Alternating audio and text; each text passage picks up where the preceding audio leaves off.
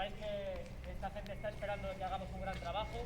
Sabéis la situación que hay ahora mismo a nivel mundial y la misión que tenemos la tenemos muy clara, ¿vale? Es trabajar como estamos acostumbrados. Lo que pasa que en un lugar nuevo, ¿vale? Aquí, en Sabadell, no habíamos tenido la oportunidad de venir nunca a trabajar, ¿vale? Pues muchas gracias, bienvenidos a nuestra ciudad y agradecemos muchísimo su ayuda y que nos presten su ayuda para montar este hospital que necesitamos aquí en nuestra ciudad. Muchas gracias y bienvenidos a todos. Gracias. Venga, al romper filas, entramos para adentro, ¿vale? Y ya se organiza el siguiente paso.